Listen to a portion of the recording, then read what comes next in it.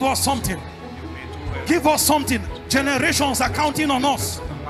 Give us something that can last 2 more days. 2 more days. The Bible says, and this I do for the gospel's sake, that I might be partaker thereof with you. Verse 24, very quickly. It says, know ye not that they which run in a race run all? Many run, he says, but one receiveth the prize. So run that ye may obtain. What he's saying is that many would labor, many will be engaged in that exercise. He says, but it is one that will be honored at the end of the labor. So it's not just enough to be given to the exercise. He says, run so that you may obtain. Let the motive, the reason for your running be to obtain. Because you can be carried away the whole exercise that all you have is a certificate of participation. You participated. You are a Christian. That's all you have in God. That you too, you are a Christian. If they count number of people who strike routines with God, you are effective in that. But you did not emerge as a sign, as a custodian of any dimension of God. There was nothing that was willed to you. There was no token that you arrested from the secret place. There was nothing bestowed to you as a proof that you stayed with God until you found this particular one. So he says, run to obtain. You can run in fasting. You can run in the labor of the word. You can run in prayer. But if all you are doing does not in any way allocate for you a portion of God's dimension, that you become a custodian of that one, you have run in vain. You have run in vain. You can be in church for 4 years, 5 years, some even 15 years. Until today, there is no particular inheritance you have in God. Let's look at your life and let's see that you have the favor of God on you. It's a seal, it's a signature. You found it in the place of work. Sometimes you labor so much that God puts mercy on your life. Even people who are doomed to die, when you join yourself to their company, mercy shields them.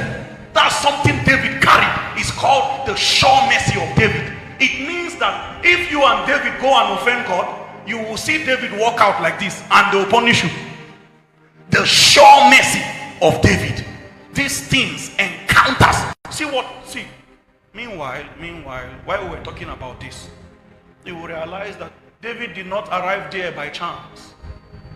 He had a very intimate, deep koinonia with God. In fact, you will see his relationship with God replete in the language in the Psalms. The way he communes with God. David came to a place where God saw an offense in him, and considering the just nature of God, God was not going to look beyond that offense. So he told David to choose. Choose.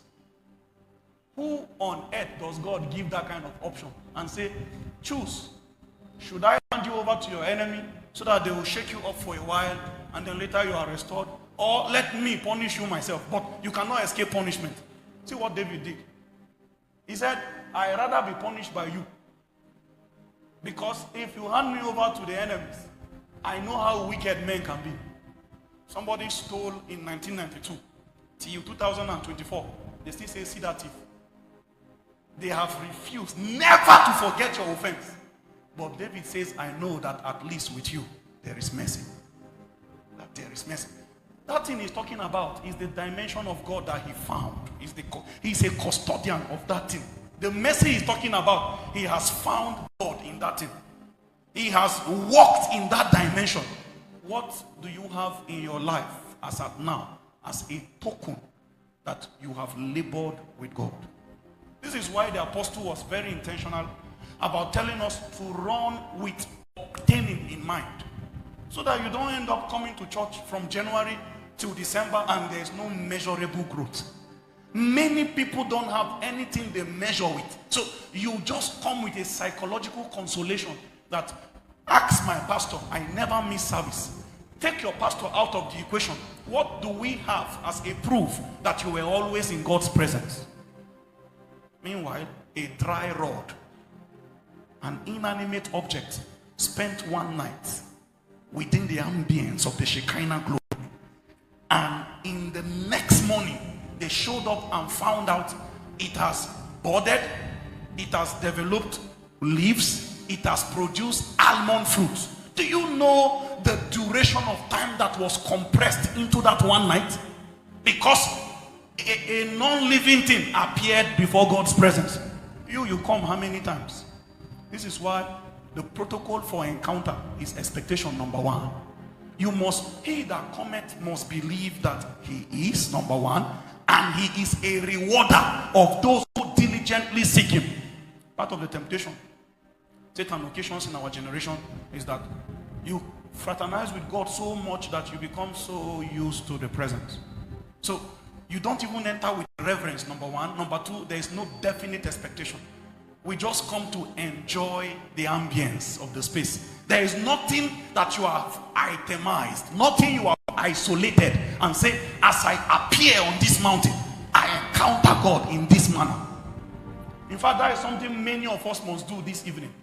You must be definite about your expectations with God. If you don't do that, a time will come, you will just be running, but there is no consciousness to obtain in mind. So you look back after 20 years of being a Christian, and there is nothing in your life as a proof that you have invested 20 years. Ask any really serious businessman. They do appraisal from time to time. This money that I put into this business, have I been able to make profit? Has it even brought capital out in the first place? Talk more of the profit. This time you are giving into spiritual progress. What is there in your life as a proof that you are journeying this path?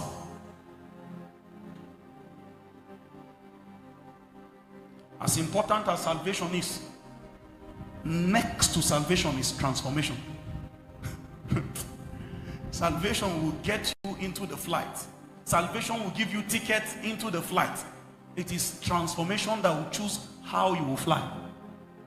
So salvation brought all of us into the aircraft. Salvation brought us into safety. Everybody has been given ticket by salvation. It is transformation that chooses whether you fly economy or business class. It is to what extent you have submitted yourself to the protocol of transformation. These protocols are the same ancient ones. They have never changed. It remains fasting. It remains study of the word. It remains prayer. It remains meditation. In all generations, anybody who have maximized this protocol, they emerge as champions. Part of the first things they do for you is that they detach you from the weakness of your generation. There is always a particular sin that subjugates a people, that subjugates an era. When you begin to journey in the line of transformation, part of the first thing it does is that it detaches you from the weakness that keeps you glued. See, a lot of people come around and say they are tired, they are masturbating, they are addicted to pornography, and there's nothing they have not done. They've gone to this. Sometimes as they are talking, I'm just looking at a very carnal man. Who told you there's nothing you have not done?